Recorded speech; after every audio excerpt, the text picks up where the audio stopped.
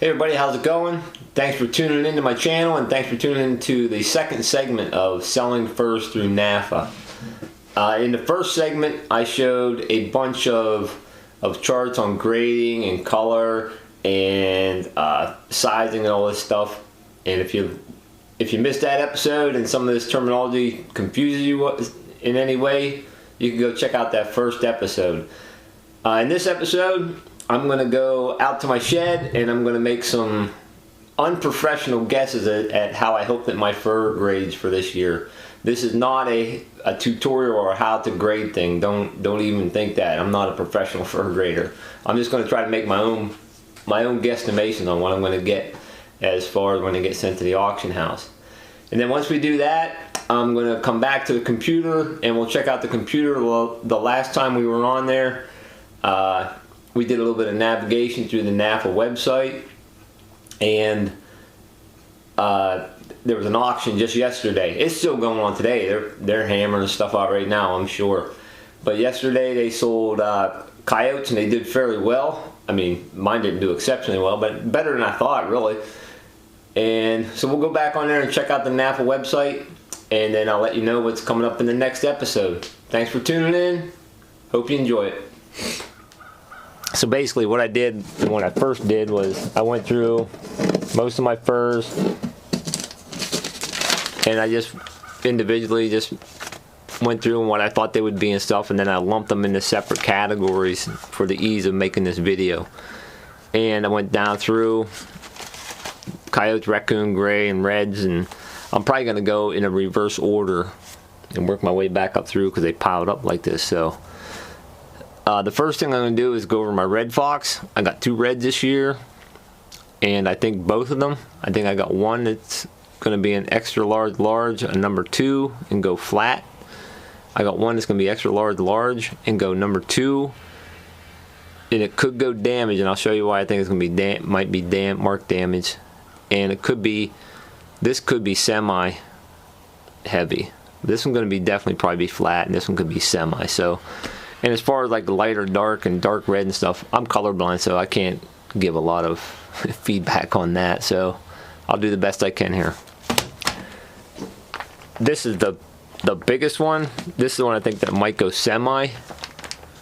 They're both, I mean, it's got thicker fur than the smaller one, but they're both going to be extra large. They should be extra large. This one just has thicker fur. That's why I think this one's going to go flat. This is thicker the whole way down. So this one I think is going to, this is the extra large flat one. I'm hoping for a number 2 on that one. I'm hoping for a number, I'll be tickled for a number 2 on this one, but if I get one that's damaged, I don't know why. One reason why is I know I cut this, I don't know why I was acting like I was cutting an inspection window for a raccoon or something. I don't know. But this thing had a bullet wound or something. It was all healed up and I had to cut it out and sew this shut. So I don't know if I'll get downgraded for that or not. So we'll see come May. So that's my 2 reds. Get them out of the way. I'm going to jump up here to the gray fox. I got some hope for my gray. I'm hoping I get 3. They're all extra large. I'm hoping I get 3 selects and 3 number 1s. And I got one that might come back damaged. So I'm just going to pull 2 of these out and show them to you.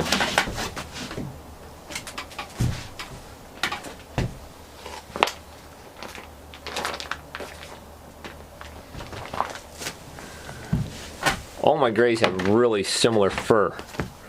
That's why I picked, I think they're all pretty nice really, but that's why I'm hoping for like 3 selects and 3 number 1s. This is the one that might come back damaged though, because I got a hip catch on it with a cable restraint, and it put a mark in the hide down here, so that could get marked damage or just downgraded some way. So if I get one damage, I'll know why and I'll accept it, but they all have real thick fur like this. Thick and heavy. Nice thick fur. So I'm hoping I get a 50-50 shot on these as far as number 1s and selects.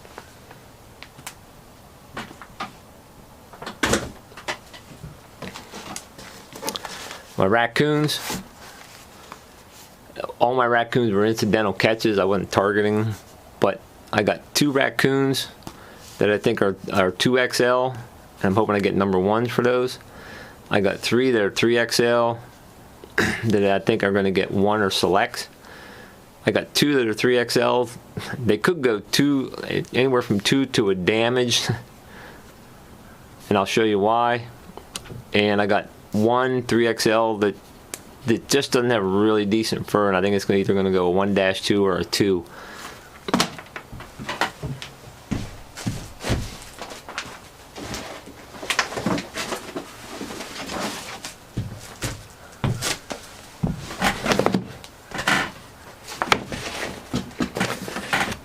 Here's one of the coons I think that might come back damaged. It's got a hole, put a small hole in it right here, and this was done on a wire stretcher, and I think I had it way too narrow up top, so it's really narrow up top. The bottom's not too bad of it, but it just looks funky up here, and plus I put a hole in the back, so I'm not going to be surprised if I get a few damage. This one, I got a hole right here, but it's on the belly side. I put a small hole here. It's on the belly side. I do have one other issue. If I get a bunch of bad grades on my raccoons, I'll know why. I may have cut my inspection windows too big. So if I get a bunch of bad grades, I'm going to assume it's because I cut my windows too big. So if any of you guys have really good skills at grading and stuff, if this is going to be an issue for me, feel free to let me know. I'll know next year that could be why, if I get bad grades. This is one of my better ones. This is like one of my ones I'm hoping to get maybe a select on. Nice and clean. I got it cleaned off pretty well as far as I can tell.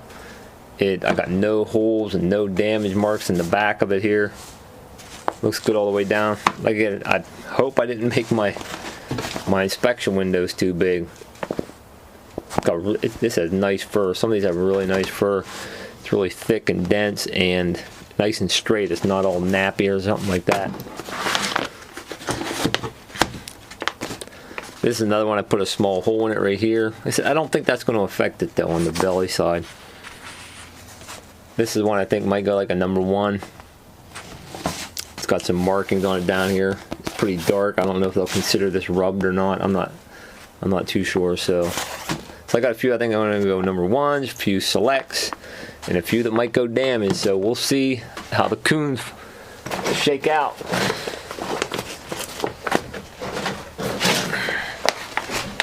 Now I'm going to pull up a couple coyotes here.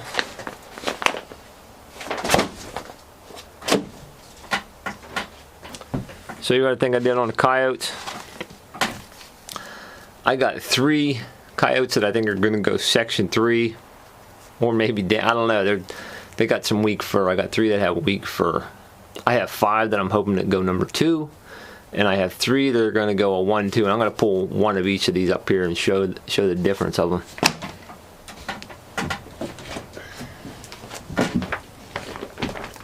Hopefully I get the right ones here.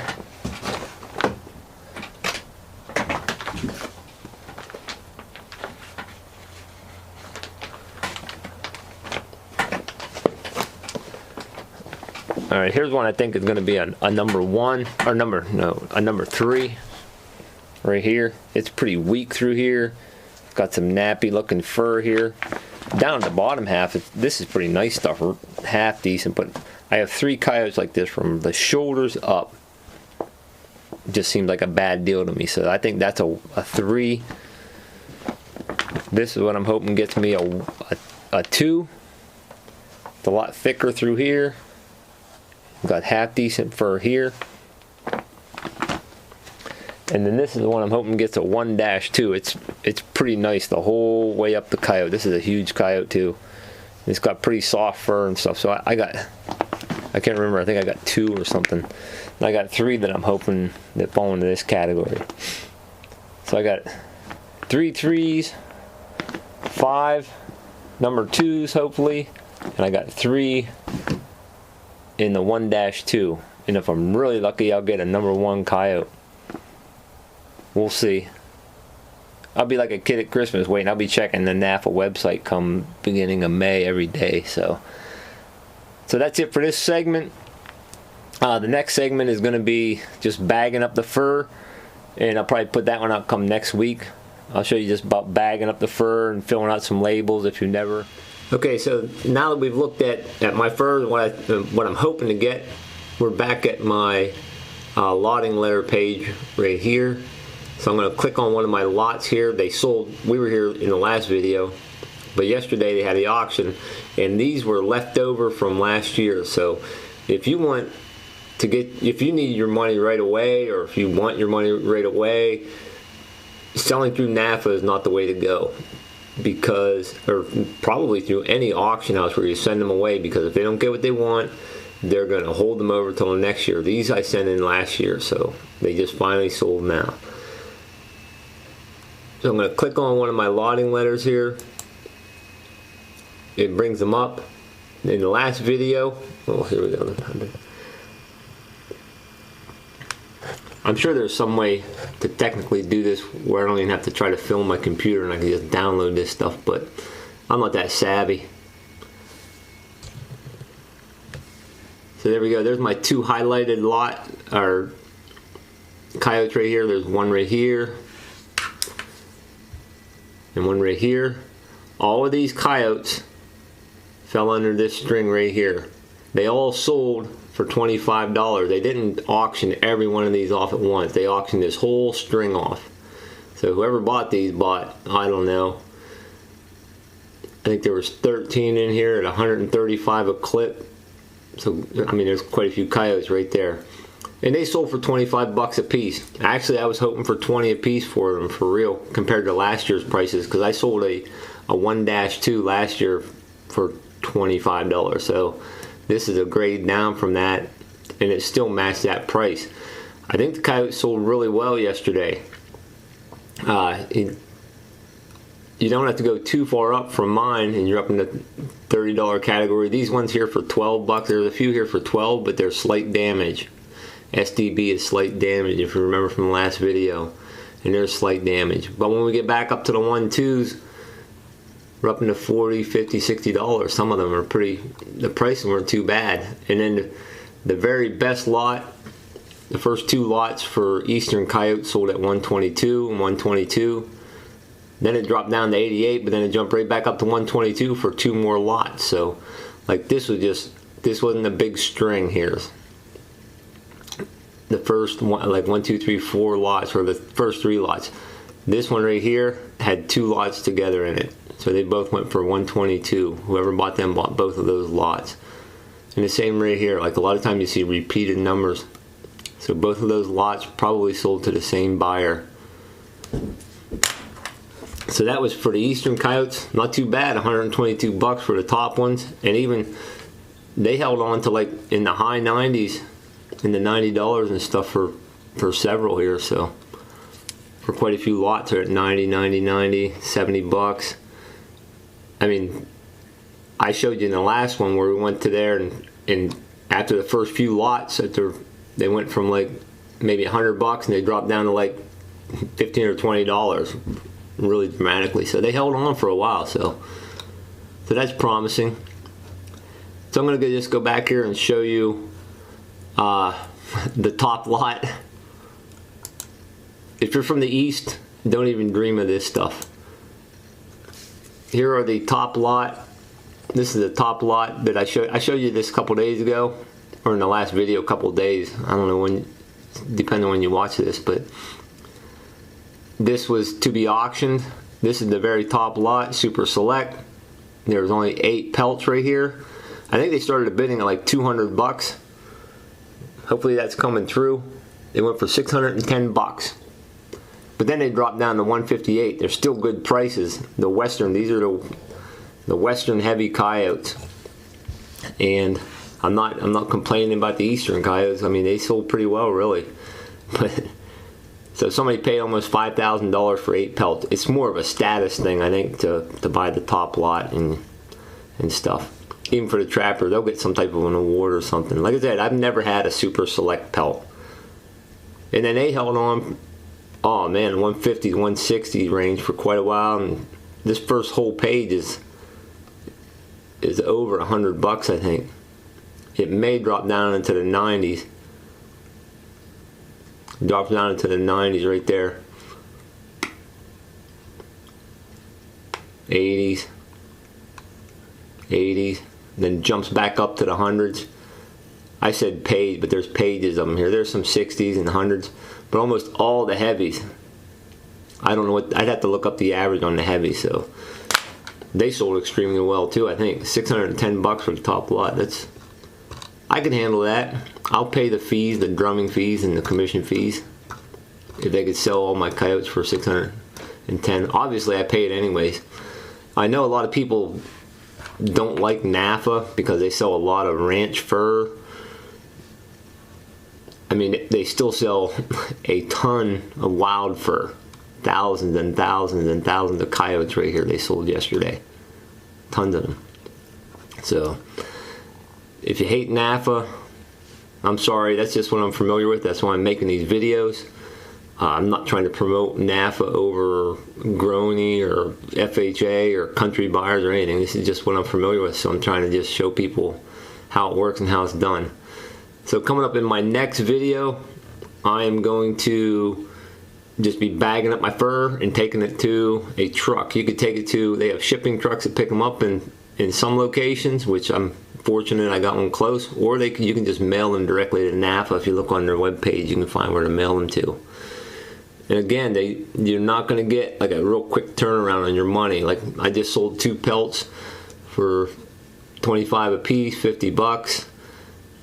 I mean, they're going to charge 11% commission fee and some drumming fees and stuff. I'm not going to take home $50. I mean, they got to make money too. So I'm thinking I'll get maybe $40 out of the both of them. That's my guess. So I'll show you that. I'll show you what I get for both of those. Hopefully, maybe in the next video. It's hard to tell when I'll be able to see that stuff. And they've also started direct deposit. And a lot of people hated that. They didn't want to do direct deposit. You can still get paper checks, I think, but shoot, I'm a fan of direct deposit. I don't have to wait for snail mail or anything. Once they get the stuff ready to cut and put in your bank, it's just going to show up there. So I signed up for the direct deposit. Some people might hate that. Some people might love it. I got no problems with it. So, and it is what it is. I just sit there and look at these western coyotes. Oh well. I can attest to that. Oh, my wife says she can attest it. I sit here and drool over the western coyotes. I could have moved to Wyoming about, how many years ago? Oh, about 20 years ago, I could have moved to Wyoming. I had a job offer there, but I didn't go. If I knew what western coyotes sold for then, I'd probably be from Wyoming right now, and I'd be making Wyoming videos instead of Pennsylvania videos. But the Lord had different plans for me. Here I am, making videos in Pennsylvania, and I'm still loving every minute of it. So, thanks for tuning in. Hope you check out the next video coming up on bagging up fur and taking it to the truck and dropping it off.